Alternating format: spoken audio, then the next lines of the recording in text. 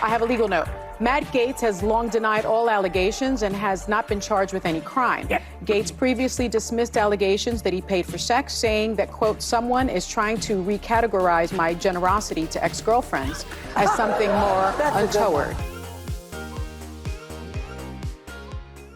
This just in, just moments ago, Sunny Hostin has done it again on The View.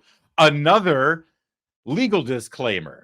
Another hostage video from Sunny Hostin, who has to sort of clean up the mess to make sure they don't get sued after commenting not just on Matt Gaetz, but also this time on Pete Hegseth. Let's take a look. Sorry. I have a legal note. Matt Gaetz has long denied all allegations and has not been charged with any crime.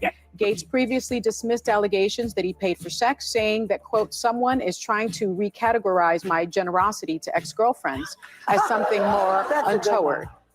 Another legal note, Pete Hegseth's lawyer said he paid the woman in 2023 to head off the threat of a baseless lawsuit. He has denied any wrongdoing. Just call the show Legal Note from now on. Or really long music. We'll be right back. You know, maybe if you don't constantly walk right up to the border, if not completely leap over the borderline of defamation and slander, you wouldn't have to give all of these legal notes. You know, what's the word for it? Be a responsible broadcaster, I guess, is a good way to go about it. But is it me, or are they sort of making a bit out of this now? Are they doing this on purpose? Are they sort of making some sort of sardonic, whimsical commentary on Trump cabinet appointees? Oh, we're done talking about them. Now we have to give you the legal disclaimer because they're all involved in this nefarious stuff. Is that what they're doing? And what's with the music bed underneath? It's a very weird thing. Also, while we're at it, what the hell is she wearing? Is that like a silver lame jacket from like an old episode of Sha-Na Na? Boy, that's a dated reference.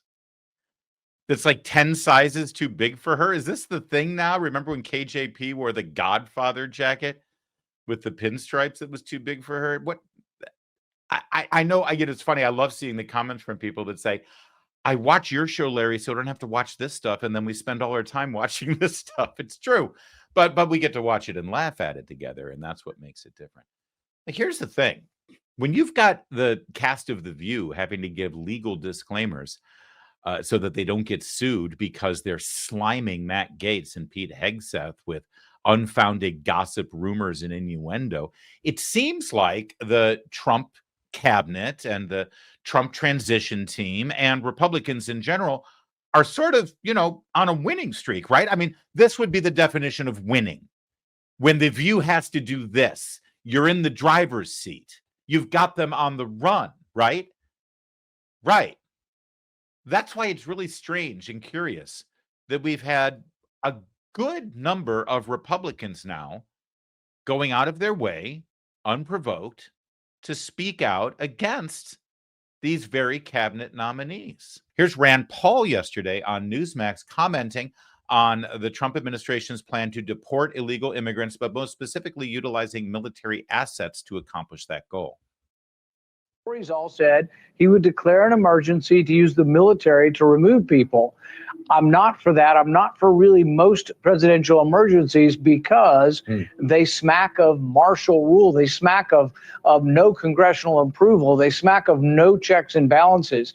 So, look, I'm supportive of President Trump. I'm supportive of removing people illegally here, particularly people who've committed crimes.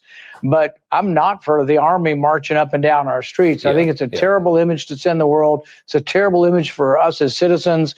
And so I hope he will think twice about trying to use an emergency edict to have the army patrolling our country. So I like Senator Paul, and many of my instincts sort of go along with him with regard to his libertarian, small government, constitutional instincts there. But this is rhetoric that is unseemly and frankly unfair. No one's talking about American troops marching up and down the streets of American cities. Military assets will be utilized to assist law enforcement at the federal, state, and local level to execute the plan of deporting illegal immigrants. They're not citizens. There's nothing wrong with utilizing the military against non-citizens who are unlawfully in this country. And we have used the United States military through the National Guard in other aspects of border security, as well as for deportation purposes in the past. They're not going to be marching up and down the streets. But I'll let the senator finish. Understand that. I also just, I look logistically. It's like, I mean, we just let 20 million people or 15 million people into the country, which is just pure insanity. So I can understand why there's this, why some people maybe feel that there's a need for a drastic measure like that. Yeah, I'm not opposed to drastic measures. I'm not opposed to going all in for this, but I would do it in stages. The American people will be behind him 100% if he goes immediately after the people that have committed crimes, the people who've been released from prisons in Venezuela, the bad people that have been admitted to this country. Let's go there and start there. There is, to my mind, some question of the people, the housekeeper who's been here 30 years, and I don't see the military putting her in handcuffs and marching her down the street to an encampment. I don't. And neither does Donald Trump. And why is he using words like marching down the street at the housekeeper who's been here 30 years, putting them in an encampment? Why is Rand Paul echoing left-wing liberal talking points on stuff like this? I just don't get it. This is a time when we won. We've got the left on the run. Why are we undermining our own incoming president, his cabinet, and his policies by adopting their language? I don't get it.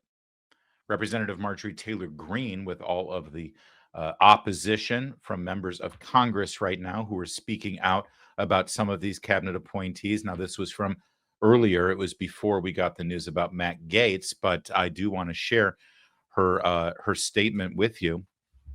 For my Republican colleagues in the House and Senate, if we're going to release ethics reports and rip apart our own that Trump has appointed, then put it all out there for the American people to see. Yeah, all the ethics reports and claims, including the one I filed, all your sexual harassment and assault claims that were secretly settled, paying off victims with taxpayer money, the entire Jeffrey Epstein files, tapes, recordings, witness interviews. But not just those, there's more. Epstein isn't the only asset. If we're going to dance, let's all dance in the sunlight. I'll make sure we do. Remember her? Yeah, the poster child for the deep state establishment. Nikki Haley apparently now has a satellite radio show, which has got to be entertaining.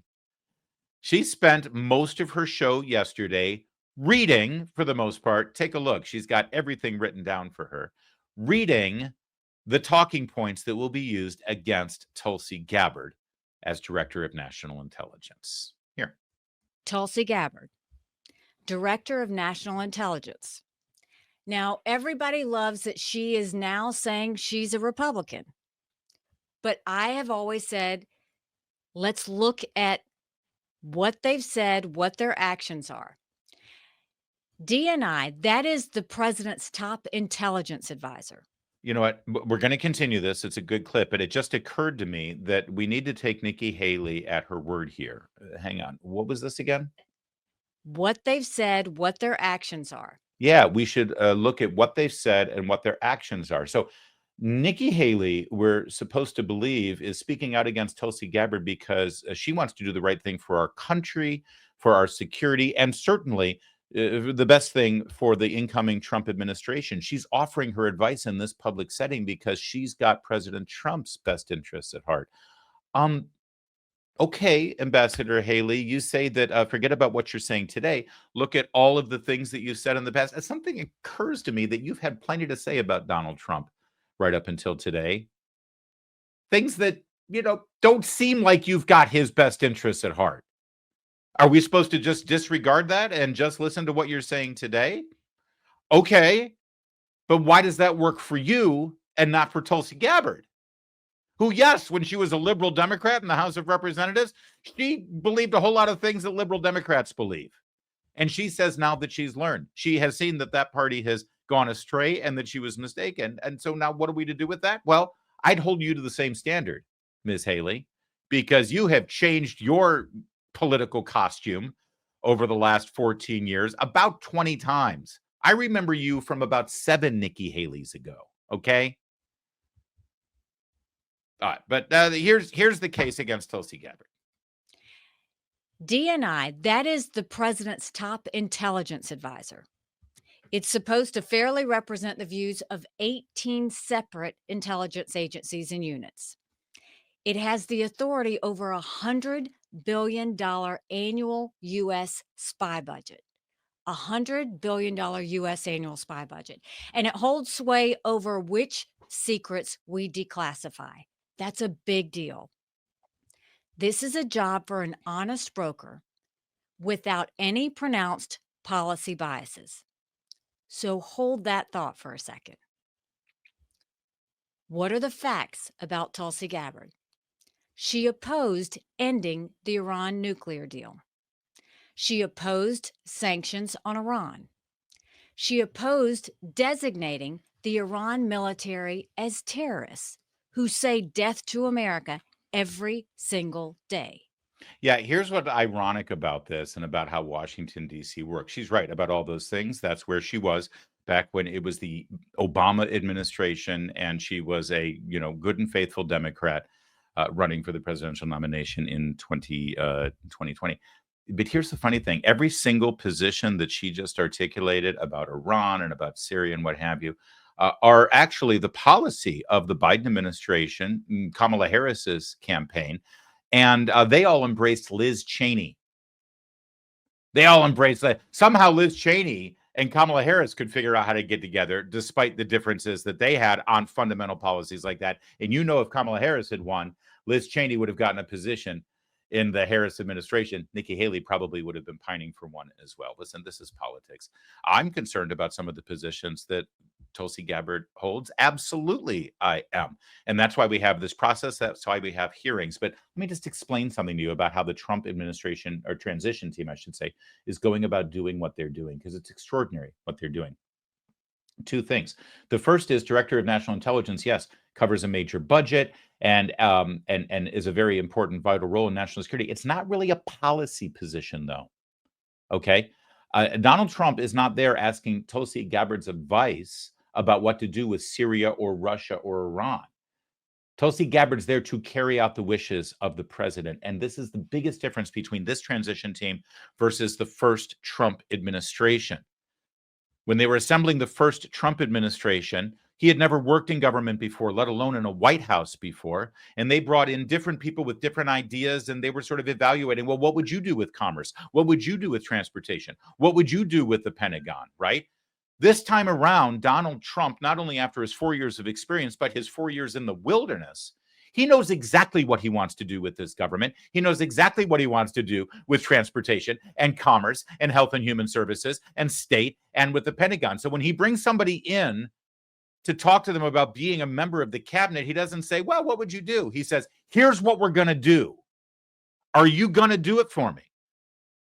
Here's where we're taking the bus. Are you willing to drive? That's how this transition team is operating.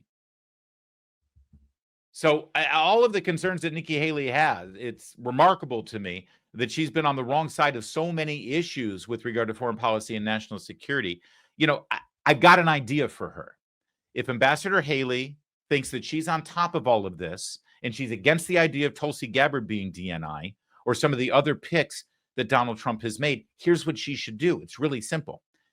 She should campaign for president. She should run. He should win, and then she can pick her own director of national intelligence. That would be a great idea. Hey, Nikki Haley, why don't you run for... Oh, that's right. She did do that. She did do that. And she failed miserably. So why exactly are we listening to her again?